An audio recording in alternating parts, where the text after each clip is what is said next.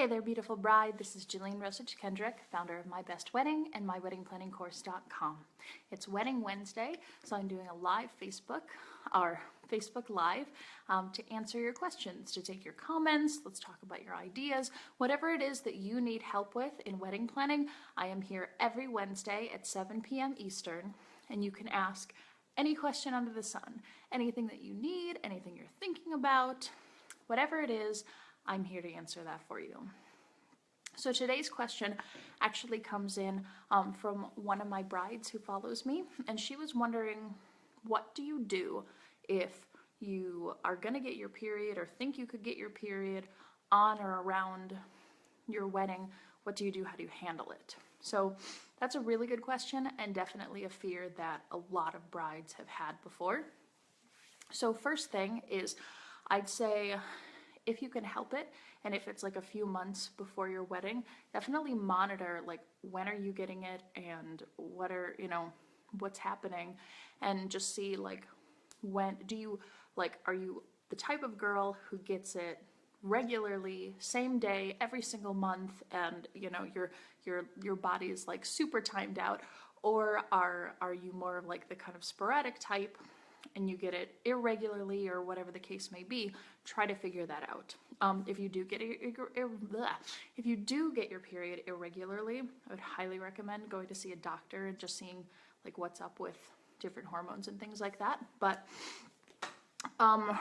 as far as if you think you're going to get it, definitely be prepared, right? Like, even if you think you might get it the day of or on your wedding or whatever, and you like wake up that morning, you haven't gotten it yet, but you kind of know that it's coming, wear a tampon or wear a pad or wear a liner or wear something that you can have just as kind of like precautionary measures, just so you're taken care of, just so you know that you're protected in case it does happen like in the middle of your wedding.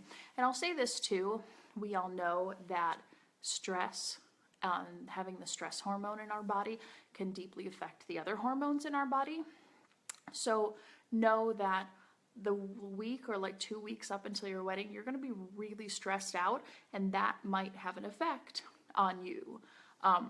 So just be aware of that, and you can even talk to your doctor or talk to other friends and see how that's working, or if there's anything that you need or need to take care of ahead of time. But I would highly recommend, if you really think that you could get your period on your wedding day, just be prepared and like wear a tampon or wear a pad, wear a liner, wear something that you know that you'll be protected with. Even if it doesn't happen, you know that you'll be okay. So I hope that helps. If anybody has any other questions, go ahead and comment below. I'd love for you to like, comment, and share. If you have any questions, feel free to type them in, and we'll get chatting. So really excited to be here on Wedding Wednesday live with you. Hope you're having a wonderful wedding planning experience and having a great Wednesday. Another thing I'd like to talk about is actually a couple of things, a couple of sort of housekeeping things on my website. So if you have looked at purchasing one of my courses on withWeddingplanningcourse.com, if you've looked at any of the products that I have, such as I have a Getting Started course that is a 31 video module that it will give you everything that you need to know to get started in wedding planning. So if you've just gotten engaged and you have no idea where to start or what to do first, that is an awesome course to really get you started.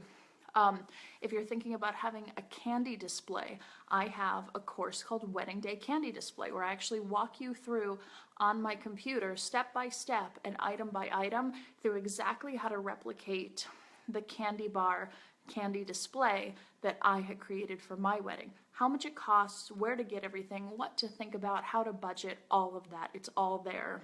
I also have a Bride 1-1 product.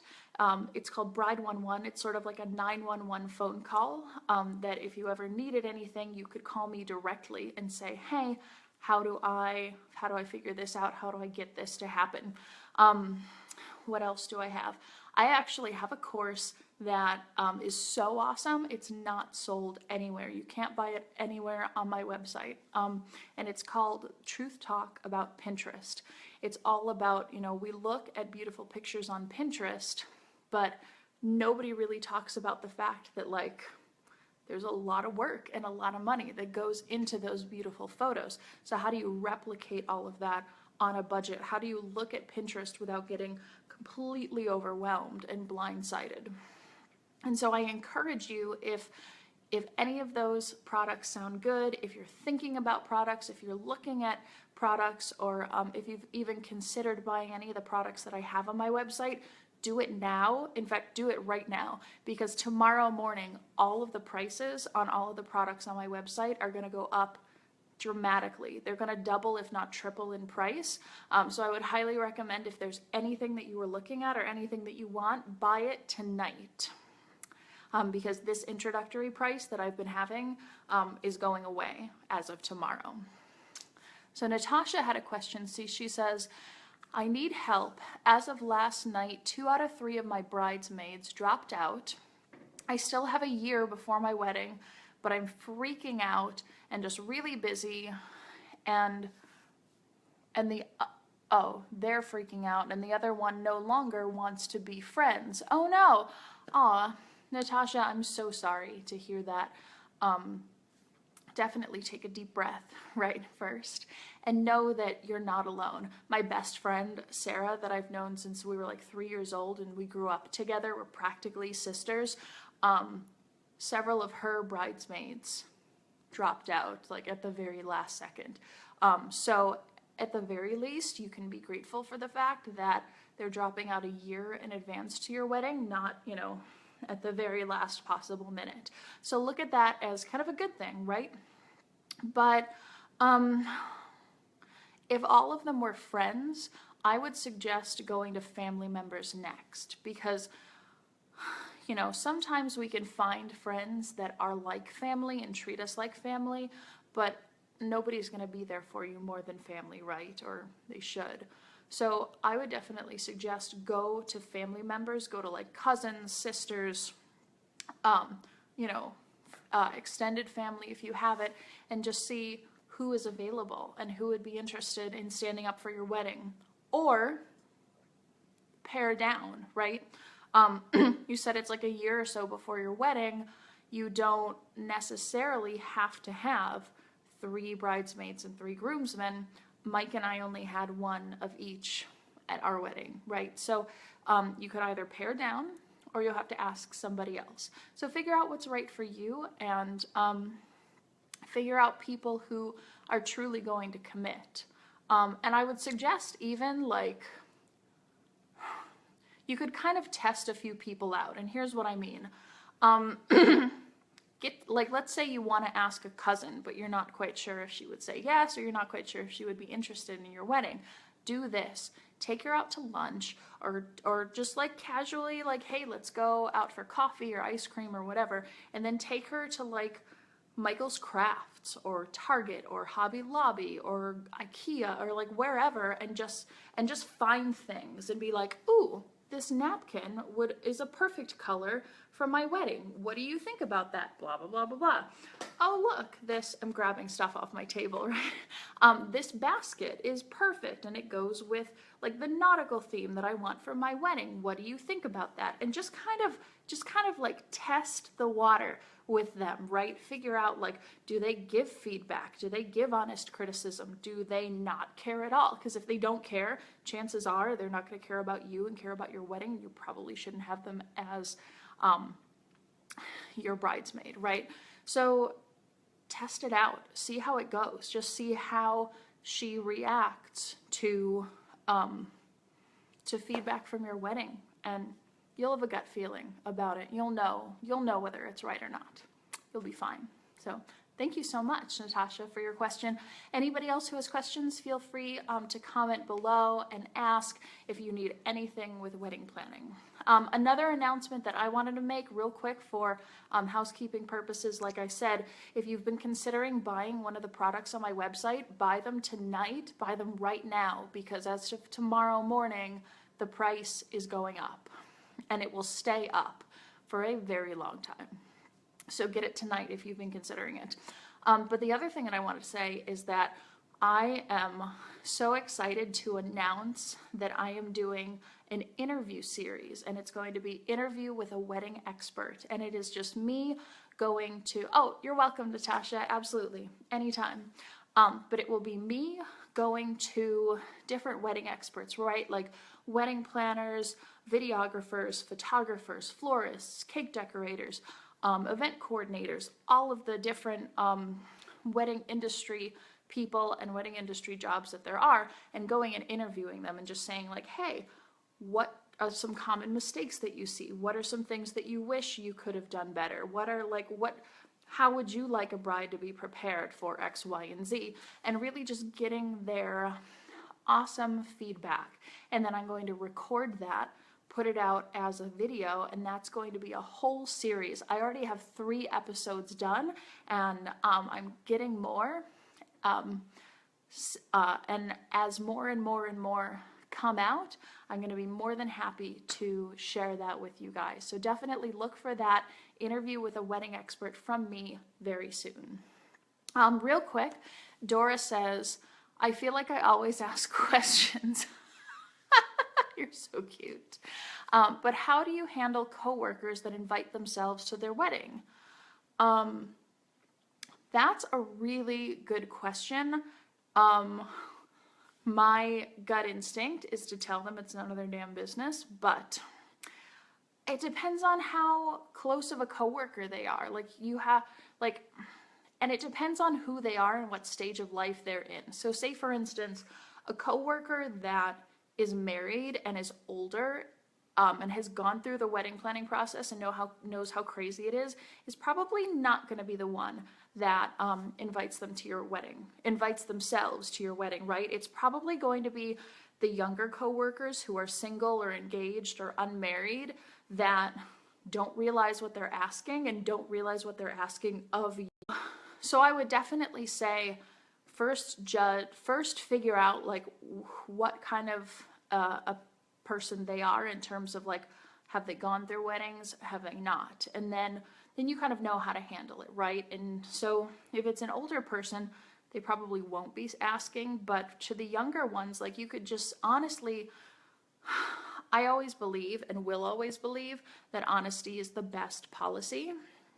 So it's really hard to, I know it's really hard.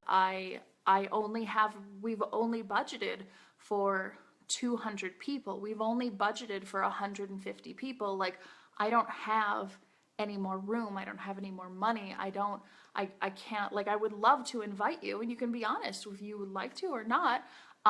But the truth is, like, it just can't happen. And you'll figure out a nice way to say that. But honestly, the best thing to do is to shut that off as soon as possible. The best thing to do is when they try to invite themselves,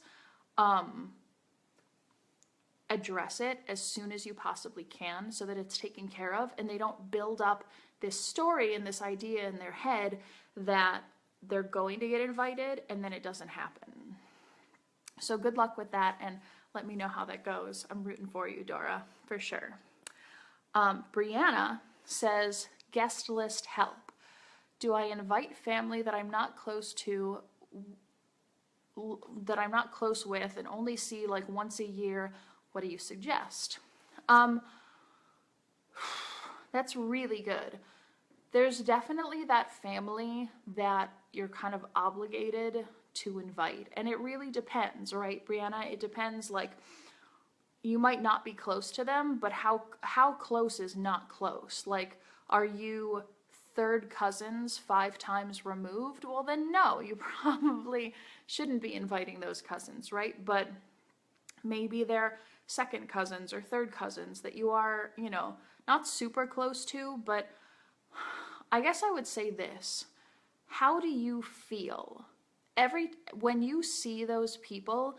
Do you like light up? Do you get excited to see them? Even if you only see them once a year, are you happy to see them? Or is it, you know, is it better like to pull teeth than it is to go and visit these people? And so that's what I would ask is,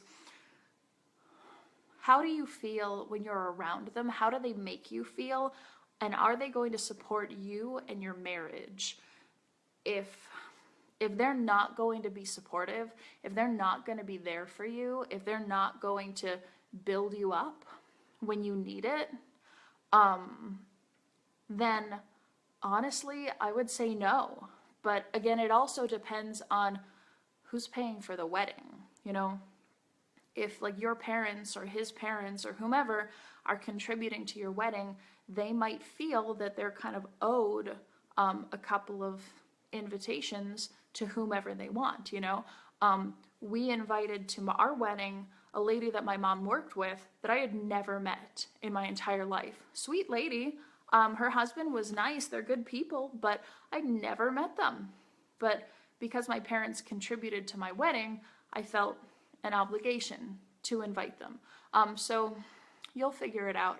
Have that conversation with your family, you know, have that conversation with your parents. If it's on like your mom's side or somebody, have the conversation with your mom and just say, hey, I'm feeling on the fence about inviting so-and-so cousin. Like, what do you think? And even have the conversation with your fiance. Let them know, hey, I have these cousins. I'm not so sure if I invite, 30 cousins, that means none of my friends and coworkers can come. What should we do? How can we compromise? Or maybe, like my family, I come from Serbian heritage, so my family is enormous. Like if you've ever seen My Big Fat Greek Wedding, I swear to you, that is my family, right? But I realized very quickly that there was no way Mike and I could afford to invite all of them, because all of them would have been like an extra 100-something people, right? So I decided to invite the matriarch of the family, who's she's technically my great aunt, but I call her grandmother. I invited her and all of her children. And then if the one brought his daughter and blah, blah, blah, but, which I love them, but you can invite sort of like the heads of the family. That way, at least someone in that family is represented, and then you don't have to invite, the entire clan. So good luck with that, Brianna. Let me know how that goes, and if you need more help with that, let me know. Let's see. Natasha says, should I send everyone a save the date, or is it okay to only send to out-of-town guests? You need to send a save the date to anybody who you're inviting to your wedding, even if they live in your own household. Like even if they live right down the road from you, even if you see that person every day, you need to do the right thing and you need to send a save the date to every single one of those people. So do it. Dora says, I had a coworker get offended. She wasn't one of my bridesmaids, and she was 100% legitimately upset. I wasn't even going to invite her because she's kind of annoying. Everybody has those coworkers. Well, although she probably feels like she has a right to be upset, it's your wedding and your day and your money and your time, and your wedding at the end of the day, right? So, that is hard, but yeah, it's your wedding. At the end of the day, she might feel like she has a right to be mad at you, but truth be told, I don't think that she does, and she also doesn't have a right to just invite herself to your wedding. So, do the right thing and just tell her honestly, like, look, my fiance and I really considered having coworkers at our wedding. We had a very serious conversation about it, and we decided that we, in order for us to invite coworkers, we had to exclude some family members, and I just couldn't do that. So in order to include these family or your great aunt or your best friend, or you can say whoever you want, in order to include those people, we couldn't invite coworkers. And that may or may not be true, but you can tell that to her and she'll be fine with it. And just say, like, we made the decision, having that person or having these people there was, you know, meant more to us, and we just aren't able to have co-workers at our wedding. And so I'm really sorry. I would love to send you pictures. Something that you might be able to do that I actually did for a colleague of mine and a few cousins that that lived out of town and weren't able to make it. I actually had my best friend do a Skype hangout or a Google hangout, which you could use this. You could use Facebook Live for this and have somebody log into your Facebook, or you give them your phone, and you could Facebook Live your wedding or pieces of your wedding, so that people who you can't invite or people that can't make it or that are from out of town can come in and can actually see your wedding and see what's going on. So that might, for Dora, that might be an alternative, and so you can look into that as well. Natasha says, I'm using my engagement photos on our save the dates. Awesome, that's perfect. A ton of people do that. It's really, really cute, and it's a good way to kind of get those photos out there for people to see. She says, is it okay to DIY save the dates? Heck yeah, it's okay to DIY anything that you want in your wedding. Something that I would highly recommend is Vistaprint. I'm sure you've seen the commercials for like business cards and whatever, but they do postcards. Go on there and you could like Photoshop, you could hire somebody on Fiverr, FIVERR.com. You could hire somebody on, you know, or you could, if like a friend or coworker is good at Photoshop or whatever, like you could have them Photoshop a cute collage of your engagement photos, and then have like, you know, Natasha and your fiance's name getting married on like July 5th, 2018 or whatever your wedding date is, and then put save the date, and you could send them as postcards. You can get the postcards printed beautifully on Vistaprint for really, really cheap. And sending postcards, a postcard stamp, at least I think it is, a postcard stamp is going to be less money than a regular 1 ounce first class stamp. So you should be able to save a little bit on postage as well if you send out your save the dates with a postcard. I know there are a lot of people who want to be green about sending out invitations and save the dates, so they actually send email save the dates. Personally, I'm a bit more of a romantic and a bit more of a traditionalist to do something like that, but ultimately it's up to you. Whatever you want, whatever fits with your theme, whatever fits with the essence of who you are and who you are as a bride and who you and your fiance are as a couple, do that, whatever works for you. But Natasha, I definitely think Vistaprint will be huge for you. And Mike and I, my husband, and I actually used Vistaprint for all of our wedding stuff. They printed our save the dates, they printed our invitations, they printed our RSVP cards, the envelopes, everything. And it was way cheaper than going with a printing company. So I would highly recommend Vistaprint. And if you Google like Retail Me Not, or you Google Vistaprint coupons, they are constantly running deals. You can find awesome coupons. So good luck with that. Brianna, and I'm going to take this as the last question real quick, but Brianna says, what is something at the wedding my friend, who I did not ask to be a bridesmaid, what could you do to include her in your day? That is an awesome question, and I love that. I love that you want to include special people that may or may not be part of the wedding party. I love that. You could do a couple. You could do tons of stuff.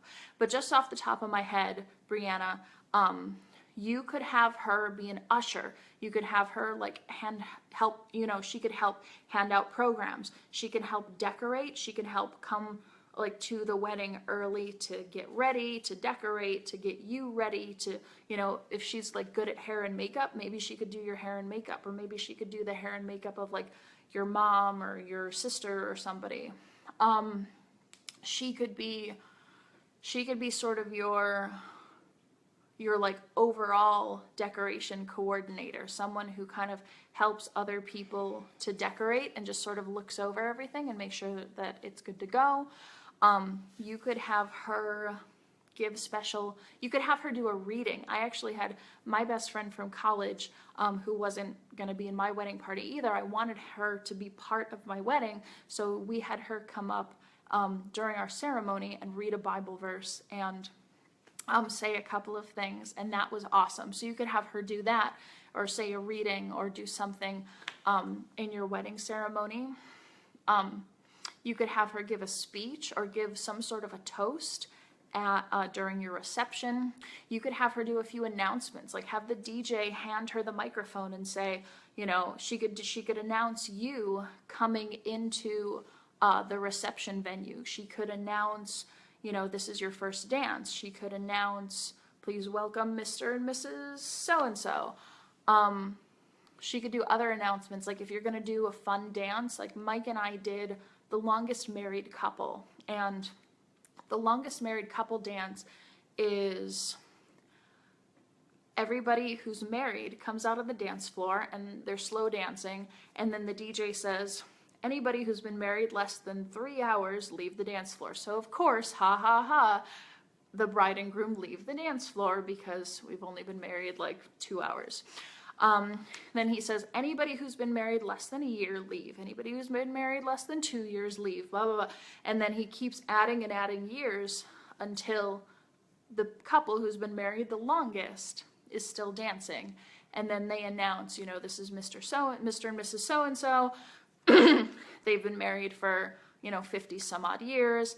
And actually something cool that you could do to set up with your florist is you can give them like a bouquet of flowers or something very sweet. But you could have your friend, you know, coordinate or announce with the DJ something like that as well. So consider that for sure.